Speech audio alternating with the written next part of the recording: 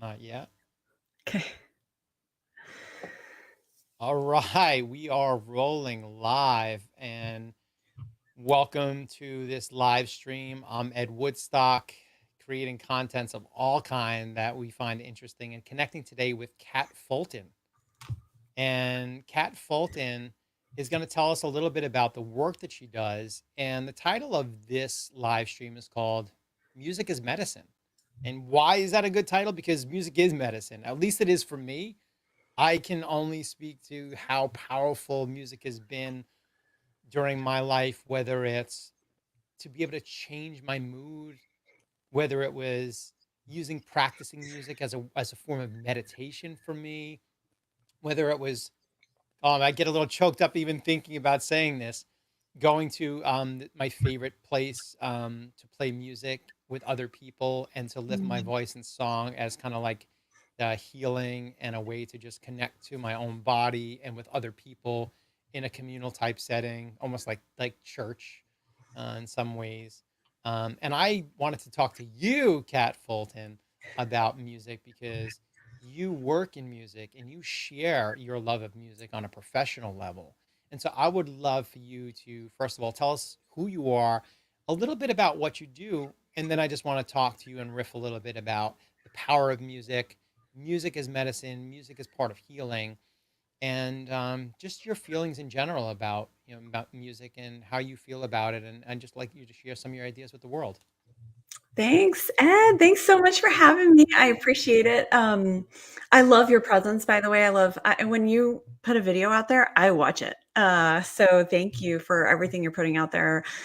Your philosophy, your ideas, your perspective is so valuable. And sure, a little bit about me.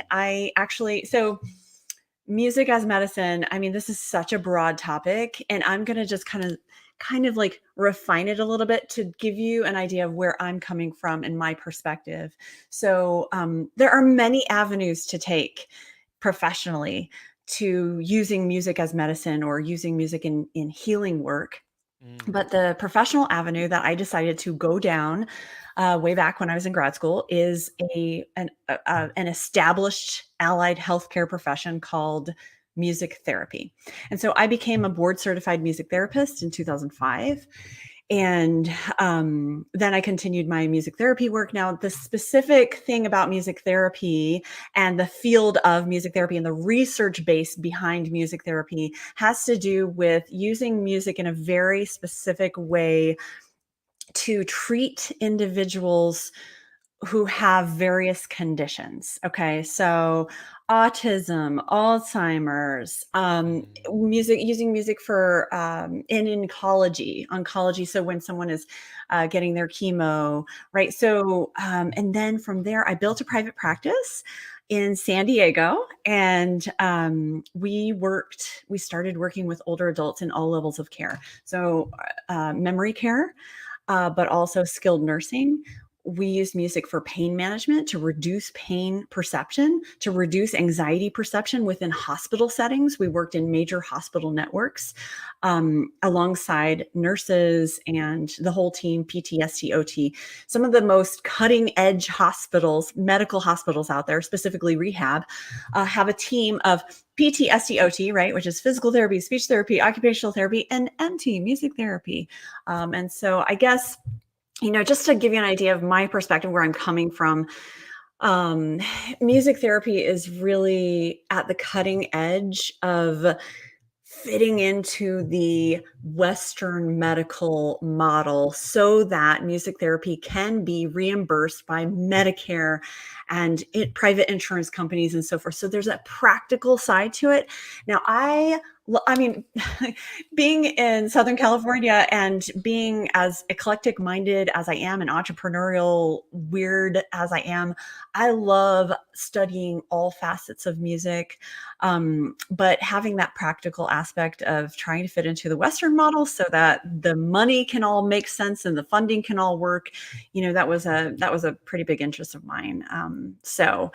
When I was working my private practice. And then beyond that, so my current work is really, if you look at musictherapyed.com, we provide continuing education to music therapists, board certified music therapists, in order to achieve their board certification, which music therapists have to keep up every 5 years, like any allied healthcare profession.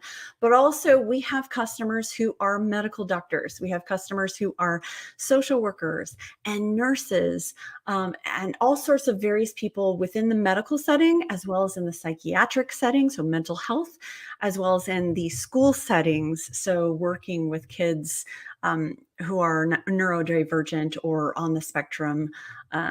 Yeah, so that's a little bit about me and where I come from. Now, my work, my specific work, my favorite type of work was really within retreat settings and helping nurses curb, prevent, and like work through burnout or work through traumatic experiences.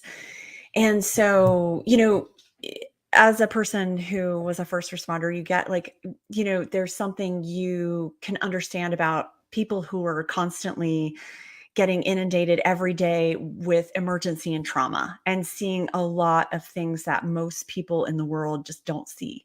Mm. So a lot of my work was at retreats and yeah, just various capacities in kind of collaborating with movement therapists, collaborating with other creative arts therapists, and collaborating with other medical professionals who specialize in trauma informed care, for example. So, yeah, we've been on a Beautiful. trauma informed care kick over at Music Therapy Ed for a couple of years because of the collective trauma we've all experienced with COVID That and was actually the thing that popped into my mind. It's like this conversation about trauma. So you alluded to this a little bit.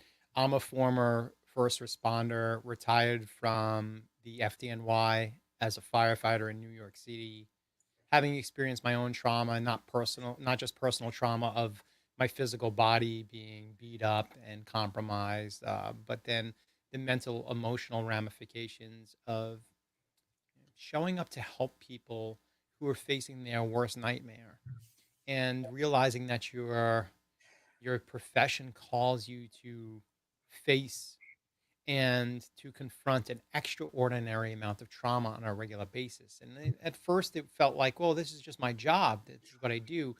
But what we weren't trained to do was how to manage and mitigate the long term and damaging effects that chronic stress can have on our bodies and our minds and our psyche and our soul. We weren't taught that stuff. And so it's kind of new to understand that although it's part of the job, how do we want our first responders showing up to us in our time of need? If God forbid you have a family member that has a medical emergency, or your car flips over, or your house is on fire and you need emergency services, what kind of professional do you want showing up? Somebody who's grounded and whose nervous system is regulated and is coming from a place of a peaceful foundation that is ready to make executive decisions that could mean life or death, or someone who is frazzled and frantic and dysregulated and stuck in um, the parasympathetic mode of fight or flight and hypervigilance. And so, a lot of my work teaching meditation and breath work, and I work with an organization called Guardian Revival, and we provide mental health wellness programs, physically, mentally, emotionally, to help veterans and first responders to heal from some of their trauma. And there's also a division within Guardian Revival called Guardian Encore, and that specifically is a music program. And when I talk about Encore, sometimes to people, it sounds cool to people, but Brian Freeman, who was hosting a Tuesday night jam in Beacon, New York for Guardian Revival, talks a lot about the medicine of music, not only coming from the playing of music together, because obviously our brains are focused on the task of, we're playing a certain chord progression or we're keeping a certain time, but also in what it means to, when you wrap up playing, like to just be in a place of like, wow, that was great. So how you been? And then this kind of connection naturally, socially, these bonds that we can feel after sharing something that is also an extension, or it can kind of like compound the positive effects of the medicine by feeling bonded and connected to someone through the sharing of something for the sake of, like, what are we sharing music for? Simply for the sake of joy, because we enjoy doing something. And can we talk a little bit about um, what it can do to our nervous system to Mm. simply step out of the more cognitive left side of our brain that's analytical and maybe focus on things, or what it means to kind of shift into a more creative state of presence in which parts of, let's say, even the brain, like the amygdala, can be less maybe activated, or our CNS, our central nervous system, can be less in sympathetic nervous system, and drop down into a more grounded and relaxed state. Can you talk a little bit about some of the benefits of engaging in music, whether it's listening, playing, collaborating? What is your experiences from seeing people who connect with music with themselves and each other? Oh, yeah. I mean, playing music and reaching a state of flow, right? Reaching flow state in the present moment, being together with people that you might not even know, can work wonders for our nervous system. And also, we have known for over 2 decades, like from the research, we have known. And I'm going to talk. Let me preface this by saying I'm going to talk a lot about drumming because Mm. a lot of people think making music. I'm not a musician. I'm not, and so then our society is divided into two groups of people: the musicians and the non-musicians. Oh, I'm not a musician, or like, oh no, I'm not a dancer. I'm not a dancer. And it's like, actually, let me prove a point to you. Raise your hand if you have a heartbeat. Right. This is what I do in front of groups when I'm speaking. Right. Oh, you have a heartbeat. Okay, cool. Raise your hand if you are breathing right now. Oh, I do. Okay. Like, and everybody raises their hand. And so then I tie it together with, okay. And if it's a ambulatory audience, right, then I say, okay, raise your hand if you walked into this room this morning, right? Okay. Or if you rolled into this room this morning. Okay. Well, all these things happen in rhythm. And so we are biologically programmed at the cellular biological level to make music. I love that. We are biologically programmed to make music. Like, just put your hand on your heartbeat or put your hand right here at Yeah. your pulse, and you can feel it. You can immediately sink Mm. into the natural rhythm that is God given, that is biologically programmed, that you are born with, that is innate, that you carry with you wherever you go. And I could go into how, the voice is a musical instrument that we also carry with us, but I'm just going to focus on the heartbeat because people get really intimidated and self conscious about the voice or about playing piano, right? I mean, if you think about playing piano, for example, and by the way, I am a pianist, so I get this. My undergraduate degree is actually in classical piano, but if you look at the keys of a piano, how many keys are there? There are 88 keys, but your piano teacher always told you that 87 of those keys are the wrong note, right? And so we grew up, probably, if you're taking traditional lessons. Nowadays it's been evolved, right? If you have a kid taking music, it's probably a whole different ball game. But back in the day when we grew up, it was like, okay, 88 keys, but 87 of them are the wrong note. And even people would get their hands slapped sometimes. My mom's generation, when she was growing up, or my grandparents, when they were growing up, they took piano lessons. They would literally get their hands slapped if they hit the wrong note. So then we grow up thinking, oh man, making music is bad. I'm bad at making music. And there was all this Mm. negative connotation with it. So that's why I kind of want to remove any idea of like intimidation or I can't do that, or that's separate from me, because it's not separate from any human walking the planet, from any human rolling on Wow. the planet. Yeah, the So to music. everybody listening out there who says, I'm not musically inclined, I'm not musical, I'm not a musician, I have no musical talent, I'm not creative, you say, BS, you're a walking instrument. And the movement and rhythm of your walking, your gait, your breathing, your heartbeat, your presence, your being, your existence is music itself. I fucking love that. You I cannot. love that. And I was thinking about this just driving back home from my preschool drop off this morning. I was thinking, you really can't separate music from life. There it's not separate, but it's interesting. I mean, I enjoy like teasing it out, and okay, we can talk about just this one little aspect of which is music, but I mean, really, music. There is no separation. There's no separation between music and art and dance and life itself, and all the Mm. unique contributions and talents that we each individually have to give to the world.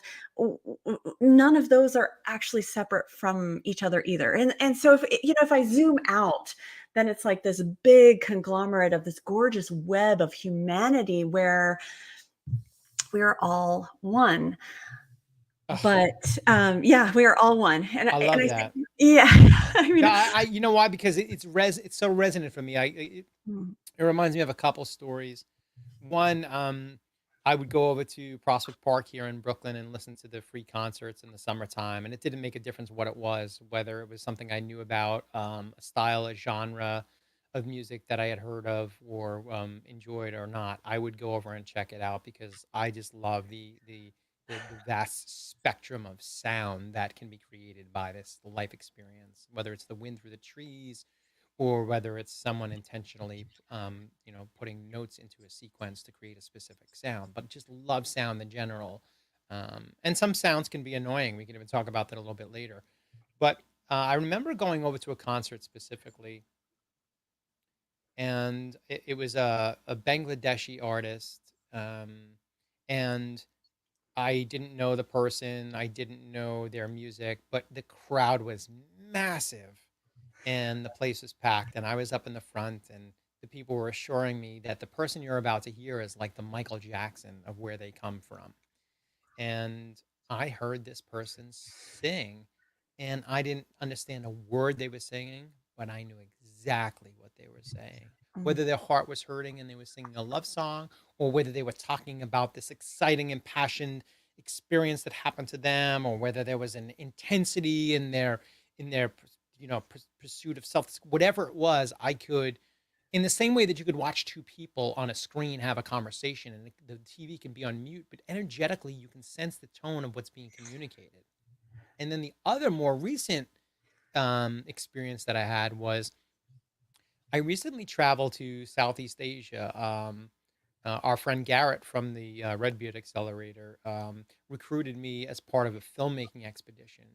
And as a former firefighter, as someone who has medical training, we were traveling with these Vietnam veterans who are older. We were bringing them back there to meet soldiers from the other side of Laos, Cambodia, Vietnam, other veterans who had also fought. Some of these guys had lost limbs, and to have these veterans meet. And we also went by different places, schools, to just address the needs of some of the Lao people who were devastated still today from the Vietnam era and all the cluster munitions that were dropped and still causing lots of challenges for the people. And I hope we have the opportunity to watch that film soon. It's going to be a powerful and impactful project. But it brings you to the point of the fact that John Jones, one of the Vietnam veterans that we traveled with, brought his guitar. mm. And then one of our drivers, who was very generous, brought a guitar as well. And the first night we were there, we were just playing some music, some cover songs. But Garrett suggested that we bring our instruments wherever we went. And we brought these guitars to the schools that so Garrett's company helped clear some of the unexploded munitions from the ground in a place where they're building a new school. And him and his dad and their company AquaServe is building a new school for the children of Lao on areas where these cluster munitions were buried. And so we removed it. So we went to the school. It's like Lao is a very difficult language, and English for Lao people, I would imagine, is a very difficult language to learn. And so there was a language barrier and a bit of a lack of communication, except for the obvious stuff of kind of smiles and kind of intentional of where you would kind of communicate with kind of recognizing another person's presence, similar to like a namaste, we would say sabadi. And when it came time to bust out the guitars and play a couple of songs, which were just I think we played John Denver's Country Roads, some Cripple Creek by the band. We played Bob Marley's Redemption Song. When we played this music, we didn't need to tell the kids or the adults in the school to clap along. We didn't need to tell them to move their body.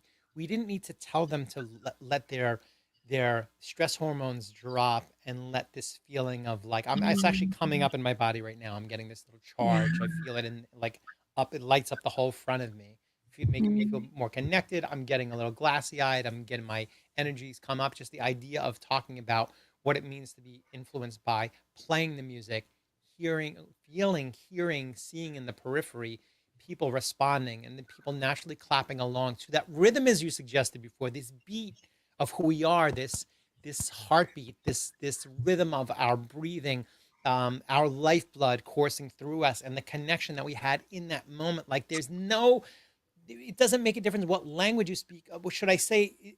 There's no words for it in Lao or English or any language on the planet. It communicates on a different vibrational level.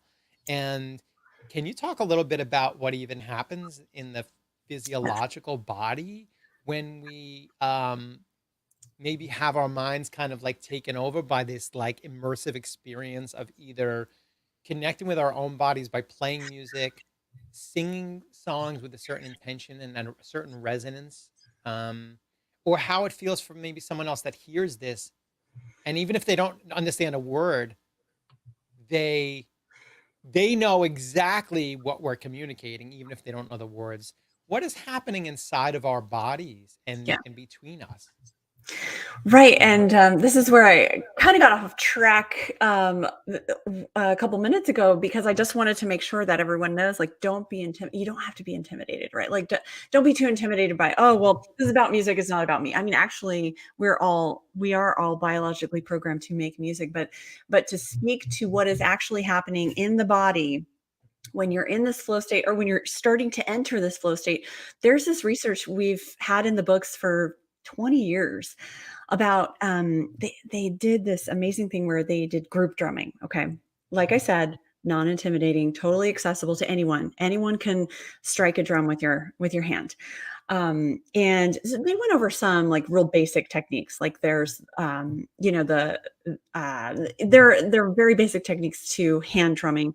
But they engaged a group versus a control group over 6 weeks time or something, and they replicated the study over and over and over with high stressed out engineers to healthcare professionals to moms to like a whole various like lots of various groups. And what they found, replicated studies, various settings, various types of people, what they found was consistent is that just engaging in group drumming over 6 weeks time with people you don't even know can significantly decrease cortisol levels in our bodies, not just for that time in drumming, but Mm, over the long term, as well as increase immunoglobulin A. Now, immunoglobulin A is like those killer T cells, right? That work.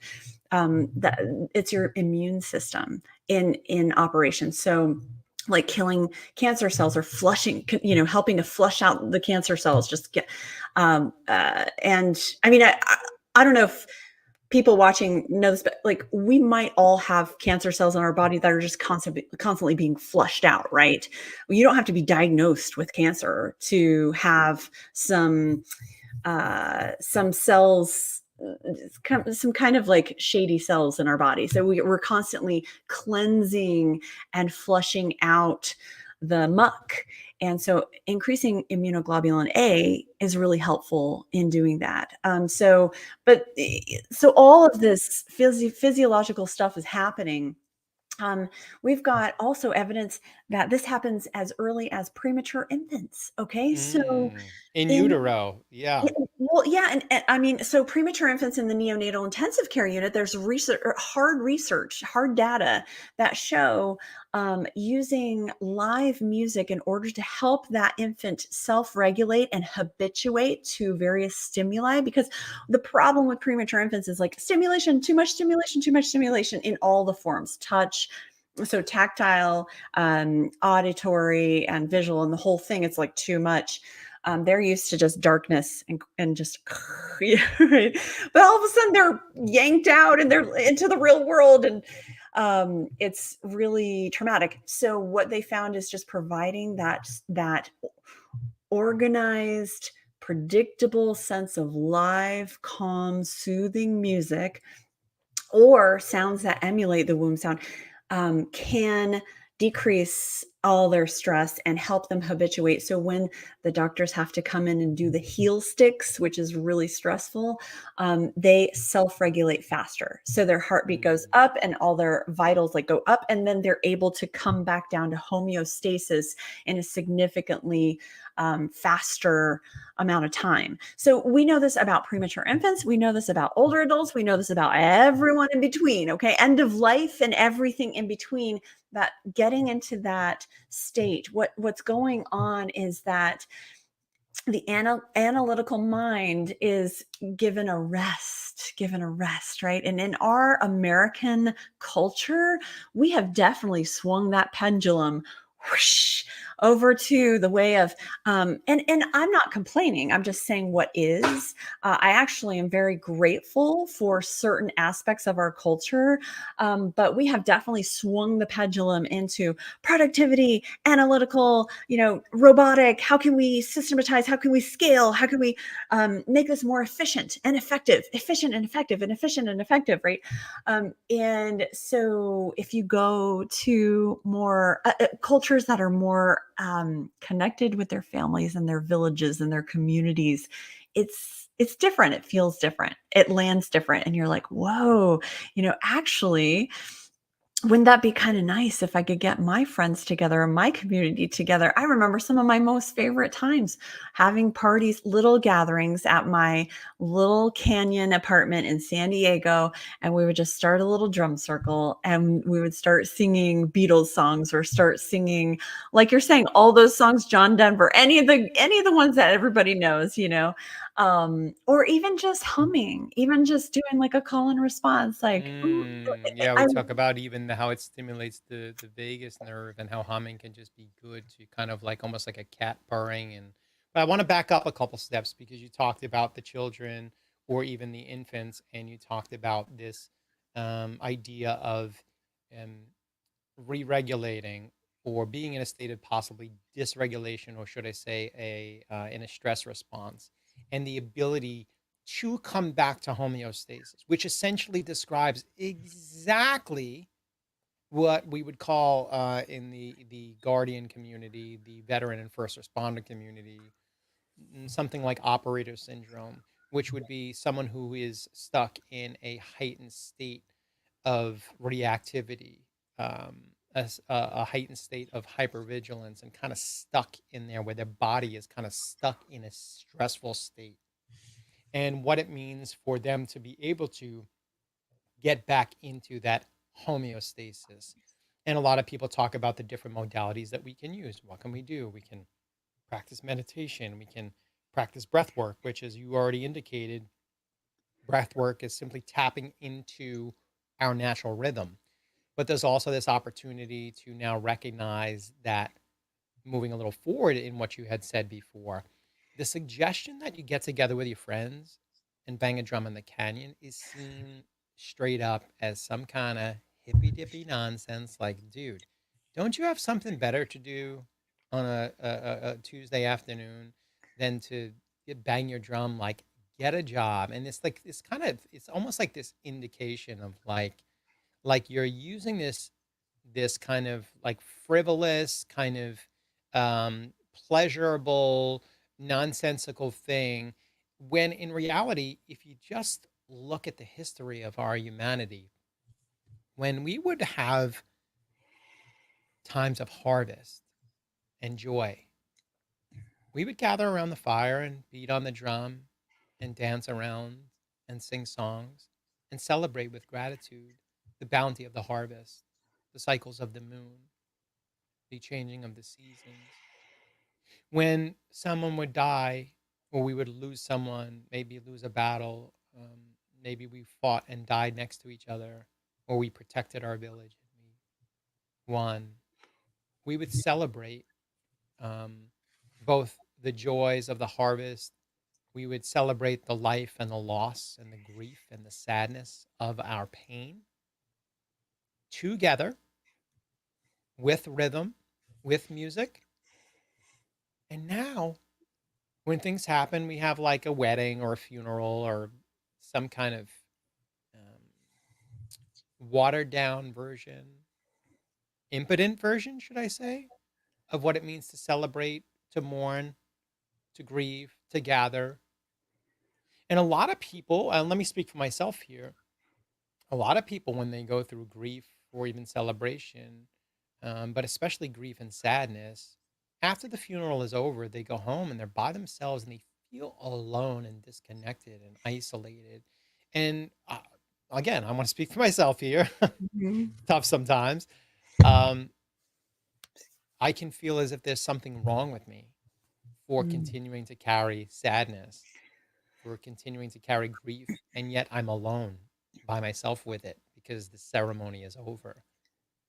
And I noticed that during certain times, I would go to my favorite music place, Sonny's in Brooklyn, where there's this bluegrass jam. And my friend Tuna, who's from Norway, she runs a bluegrass jam there every Saturday night.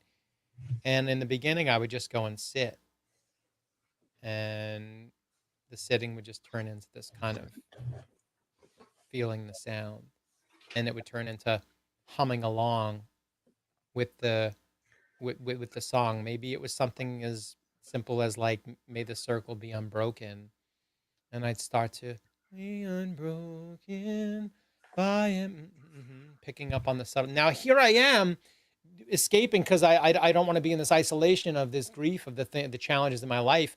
Noticing that I'm not caught up in my grief and misery anymore. Now I'm connected not only to the sound that's filling the room and the rhythm of the banging of the strings on wood or the different instruments.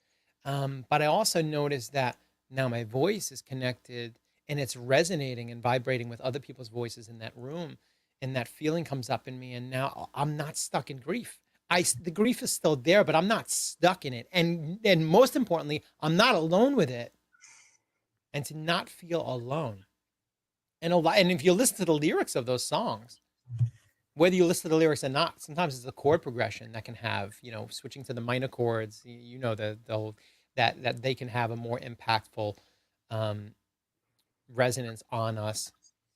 What does it mean to kind of gather together as specifically a healing modality? And can you maybe suggest to someone out there who is dealing with certain challenges in their life, and maybe feeling like they have tried different modalities. They've tried meditation, they've tried breath work. You talked about gathering together with your friends in the canyon. Can you talk a little bit about maybe what someone can do if they're not necessarily ready to go to have a music therapy session, but simple things that they can do to maybe learn to incorporate rhythm, music, sound, vibration into their world in a simple way? What are some things that you could recommend? Okay, I am an ideas person, so it's probably a bad idea to ask me that because then I'll just so I actually, like, counter my, I control myself here, and, because I wanna keep it simple, I want to obsess with simplicity. Things get so complicated and so, and a lot of people say, "Oh, buy the CD or meditate to some music or like da da da da da." And you know what has helped me personally because I've been through a lot of I've had a very wild ride in my life. I'm gonna just keep talking and step and grab something here. Do And it. if you can just maybe you have something in your house already. I'm I got a looking. guitar right behind me. I Yeah. always do. That's not a coincidence. It's not a prop. It's always there. Yeah, well, yeah, me too. So, maybe what has helped me tremendously is, is creating simple ritual and like Mm, almost turning your turning certain parts of your day into a ceremony to honor the idea that just being present with yourself is a sacred moment, is a sacred act, is it's amazing that we're even alive in this time and space on this earth plane. And I know I'm getting ahead of myself, but like, just for example, here's what's helped me is like, okay, I'm done with preschool drop off. I'm going to, I've eaten breakfast. I'm ready to sit down and do some really focused work. And in order to honor this moment, I'm just going to strike a simple chime. Okay. Um, and I don't want to do it too loud because I don't know if it's going to sound good with It the mic. sounds pretty good to me. So, and just being with the vibration and realizing that this is like a vibroacoustic thing that's impacting every cell of your body, and allow the sound to enter your body and provide you with like the sense of it, receive the sense of sacredness that is this moment, that is being alive, that is just being here now in the moment Can you give together. us another chime, and can we enjoy maybe just a few seconds of silence, and do anybody that's watching or seeing this later, they can actually wait for this chime, and when they do, they can hear this resonance and see what kind of effect it has on them. Absolutely. Okay.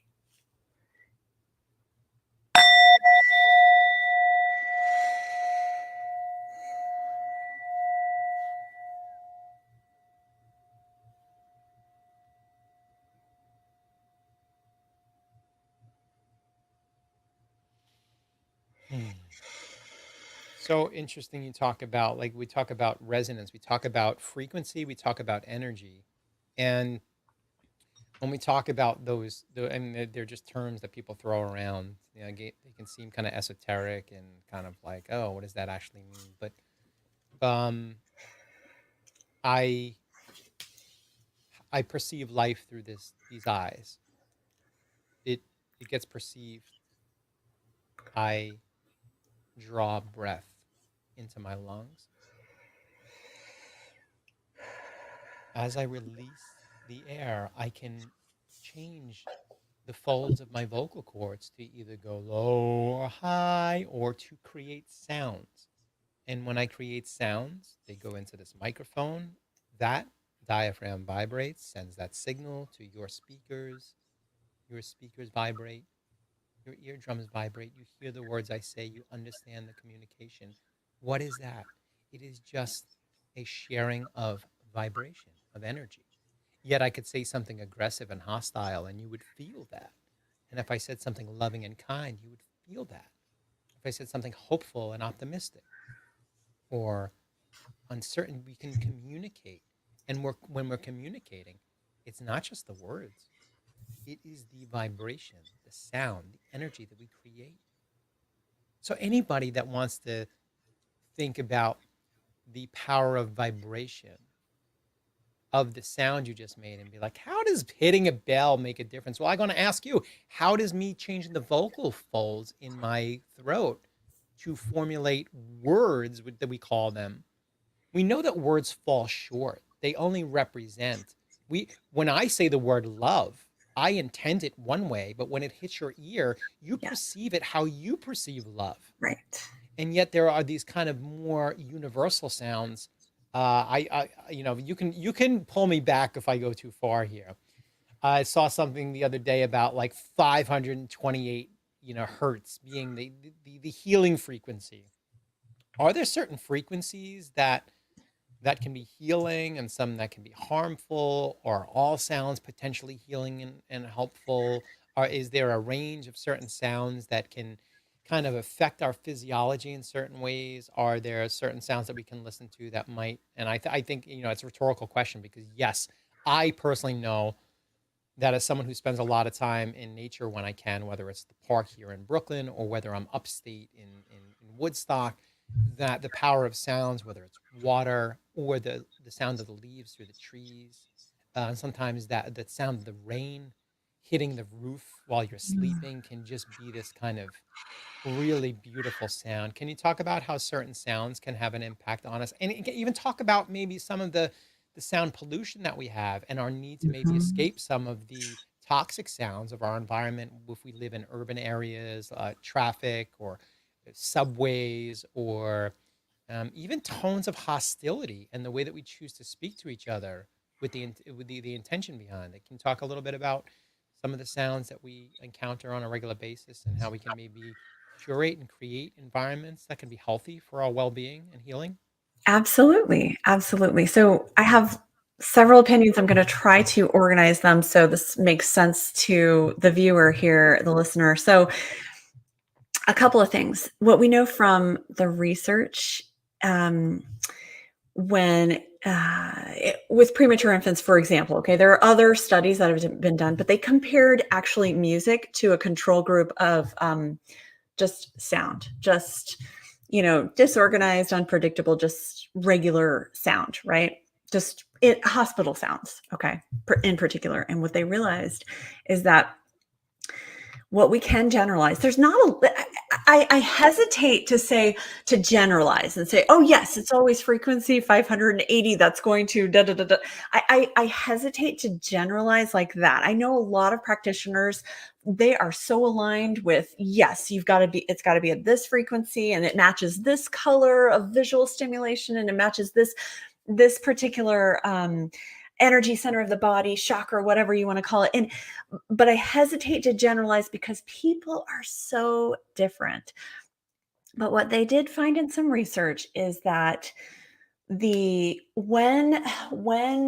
we when the human body, the nervous system, is working its way back to homeostasis, something that helps bring it back is a sense of organization, predictability, form, like beginning, middle, end, right? Something that just the the unpredictable noise of a hospital doesn't provide you, but music does provide you, or the mother's voice, even Mm, the prosody of our language. Okay, the prosody of the English language. They also did this research study where they compared infants who were listening to their mother speak Mandarin.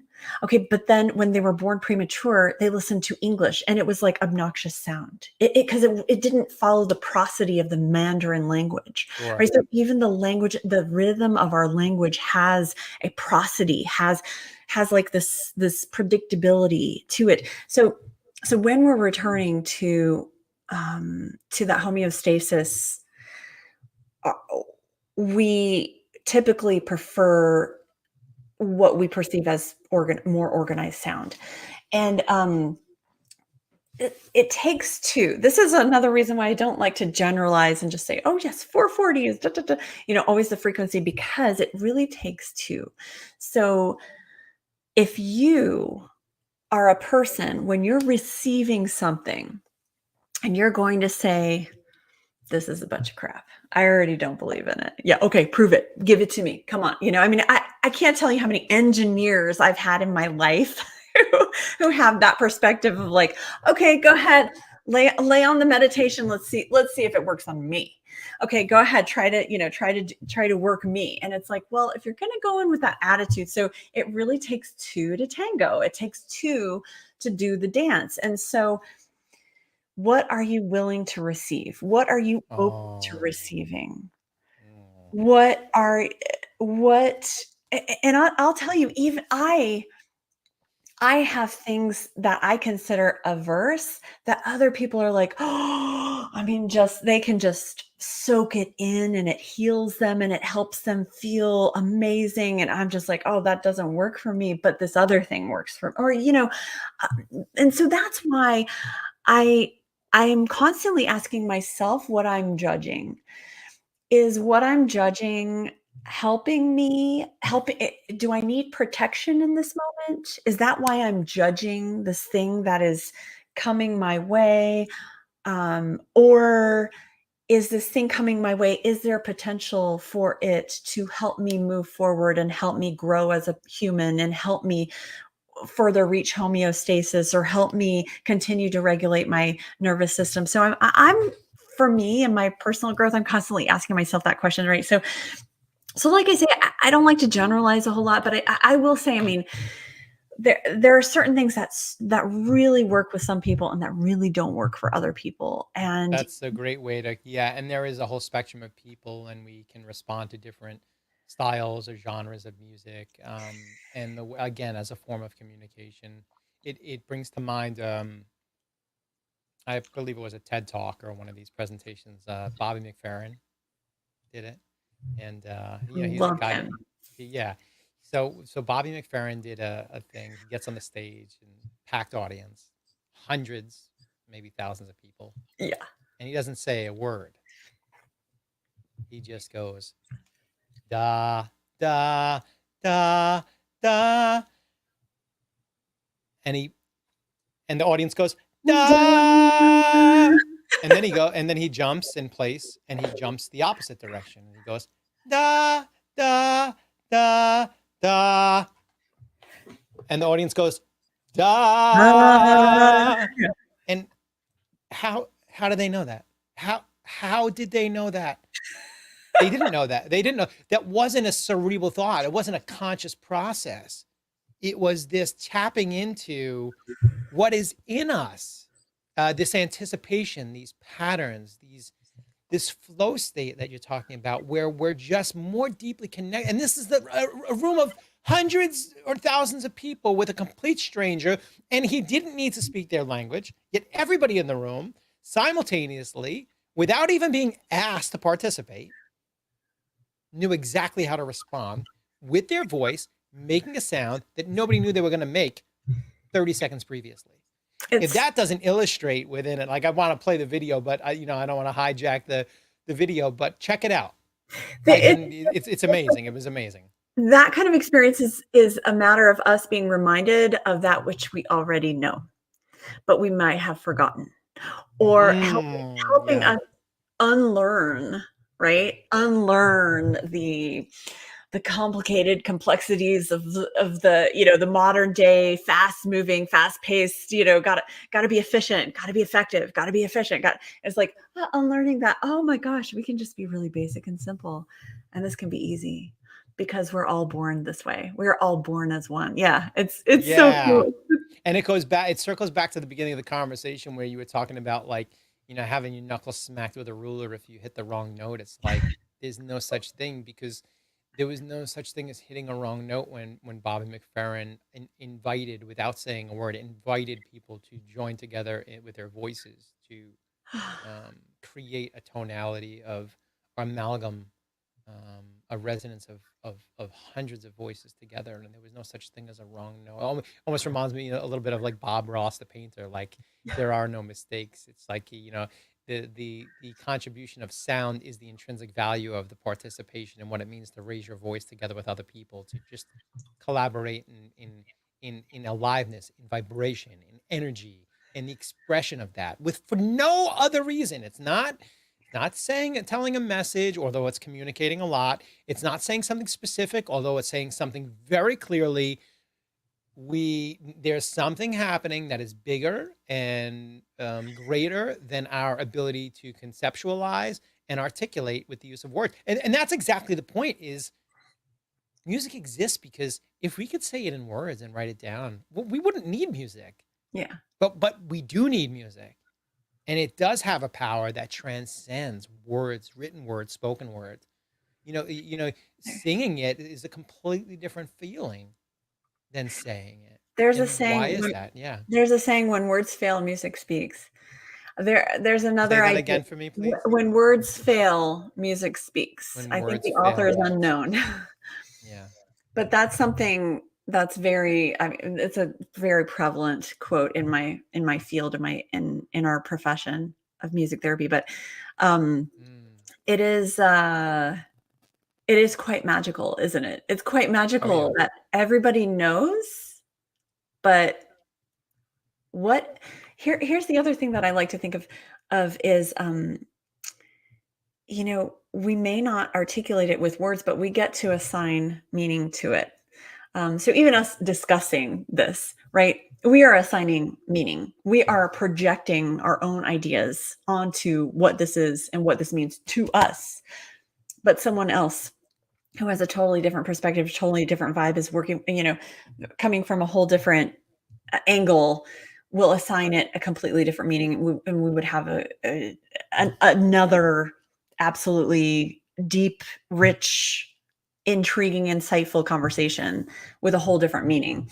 So it's interesting, going back to like, there's the giver, there's the source of the information, there's the receiver. What are you willing to receive? There's these two, right? And what meaning are you wanting to give Oh, to your life experience? What meaning are you willing to, like, what? Yeah, that I'm constantly I asking love that. myself I that. love that. That's been a on my musical journey recently, and I don't consider myself like great in any way, like as far as music theory and scales and stuff. I can play basic chords, and I play in an acoustic duo called the Fretwood Brothers, and we do like classic acoustic songs, and but I also do write some of my own songs, and sometimes people will remark like how do you do that, or what's that process like, or they're like they'll be curious about like what makes almost 50-year-old guy like pick up the guitar and start to create songs.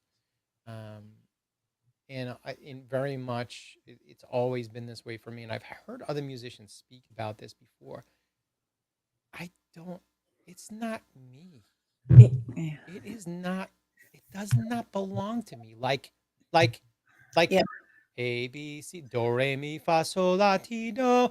These those vibrations exist.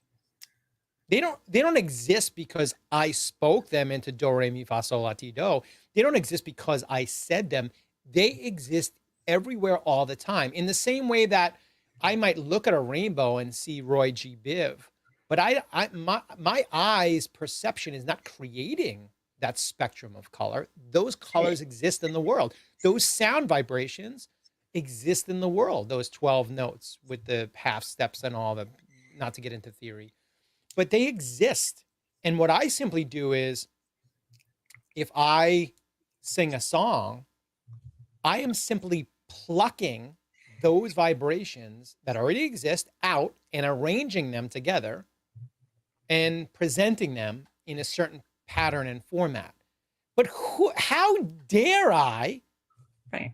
try to claim some kind of ownership over those sounds? No, they do not belong to me.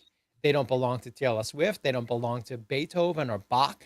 They belong to the universe. And Yeah. when we take resonance and arrange them in a pattern, in a format, people might want to pat us on the back, or we might want to like egoically claim some sort of ownership over this product. But anybody that really knows that they're simply, as you suggested, opening themselves up to be the channel and vessel Mm. upon which these Yes. vibrations can come through me, and I'll use my voice or my hands and a complement of chord progressions and lyrics to combine them.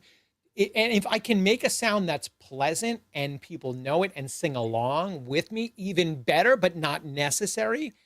And so this idea of the fact that these vibrations existed for millions of years before us, will exist beyond us, and that in this living body and flesh suit that we have while we're alive in this human experience, we're simply channels and vessels to carry these sounds. And if that doesn't beg us to kind of explore what it means to tap into the power of sound and say, hey, if it does belong to the universe, and if there is power to heal, and if there is power to connect, and if there is power to express, if there is power to heal and release from some of the things we hold in us by tapping into these sounds, man, there's so much exploring to do. And that the song, even if it's incorporating the, the triad of the 1 4 5, it doesn't make a difference, the theory, if it's tapping into something that is universal and connects us and existed before and will after us. Man, it's our responsibility in some ways to find out what this human body as an instrument can do to share what it means to connect, to heal, to my favorite thing is when we bring our acoustic guitars down to the local pub and we're just playing some cover songs. Kat, I can sense the energy change in the room because someone that was like staring at the TV, waiting for their team to win and just pouring booze on their problems, all of a sudden, almost heaven, West That's Virginia, Virginia. and they start singing and like I didn't ask them, nor did they consciously decide that the sound and the vibration came over the place and raised the vibration in the room. Not anything I did, although I did do it, but it doesn't belong to me. Man, if Yeah. that's not magic, raising the vibration in a room by creating sounds with your mouth and your hands and with a friend and then singing along with people, if that's not magic in the real world, I don't know what is. So just wanted to share that with you. Eddie, I mean, everything you're saying, I am so into it. When you use the word channel and vessel, then I'm like, boom, that's what I was going to contribute to the conversation. And in addition to that, it's kind of like when I am in flow state and when I am just like giving it up, I'm fully surrendered, and I've got my receptors open. I feel like the divine or source or the universe is just giving me downloads, and Mm, whatever my job is really to keep my channel clean and clear, clean and clear, clean and love it. clear, so that I can, keep open those receptors to receiving whatever the messages and information and data, whatever I'm meant to receive, to help like to be the channel, be that little tunnel where things might get transformed or changed around or arranged, like you said, they land in a particular way, and then there's this output, right, of and it feels amazing. It feels amazing because it is not you and your ego and all your identifiers of how you show up in the world. It is simply a matter of movement, and that's Right. another thing that like I feel like keeps coming up over and over. I have been a clinician and a practitioner in mental health and medical settings for long enough now to know that these these methodologies, these trending um things come up. I can name a couple of them. I mean, right now it's like trauma informed care is huge, and I am so into it and I love it. And there's like this one called there are several right now that are really, really hot. Everybody's getting trained in this idea, this modality. But I think what ties all of them together that I've seen is this idea of movement. And you mentioned earlier, not being stuck or moving. We all experience grief, we all experience sadness, we all experience hard times, and all these emotions that don't feel good. And I think the bottom line is movement. It's movement that yeah, so Movement, vibration, changing our rhythm, our flow, mm, allowing those emotions to flow in a cathartic and healthy way, releasing ourselves, allowing ourselves to heal, not looking for the pharmaceutical or the sick care industry to save us, but tapping into the universal power of sound as a medicine. And hence the reason that I call this music as medicine, because on the bottom of it, I know that in my heart. yeah. And you're the music therapist, and I want you to tell people about if they want to learn more about the work that you do, or let's say they want to explore what it's like to understand more about music therapy, or maybe they're a professional and they want to learn more about the services or the information you provide and connect and collaborate with you. Can you tell people about how they can find out about you? Oh, sure. Thanks so much. If you're running a retreat or you need a drum circle facilitator, I would be your girl. Or if you need someone who can facilitate a group in healing experience that uses music as modality, I am your girl for that. And you can find me through our company. So I have a staff, and we run this really fun company, musictherapyed.com. You can find me there, Kat at musictherapyed.com. And you can get in touch with me over there. That's our social handle, musictherapyed.com. My social handle for my personal brand is Kat Fulton, and so you can find me over there as well. But yeah, thank you so much for the Kat opportunity. Fulton, music therapy, Kat Fulton, musictherapyed.com. Yeah. Check it out, folks. If you listen to this live, thanks for tuning in today. And if you watch this afterward, thank you for tuning into a conversation, a powerful conversation. I just want to say that I love you as a friend, as a person, as a creator. You're Mm. beautiful in so many ways, in the tenacity, the resilience. You're an inspiration for me and how to face challenges with the heart and the soul, and to not forget to stop and practice the self care and the kindness and compassion to ourselves necessary when we're going through tough times, and to not forget to incorporate some music and sound and fun and celebration into our world, even when times are tough. And thank you for being a friend and an inspiration. And I look forward to having another conversation. I really feel like people will benefit greatly from understanding about how they can use something that they already love to help them heal and just live a better quality of life through the power of music. So thanks for your time today, Kat. Thank you so much, Eddie. It's been an honor. It's so fun. You're phenomenal. I love all your messages. I'm with you. I'm with you. I love it. I love it. You're Looking doing great. forward to talking to you again soon. Okay. Bye bye. Have a good day. You too.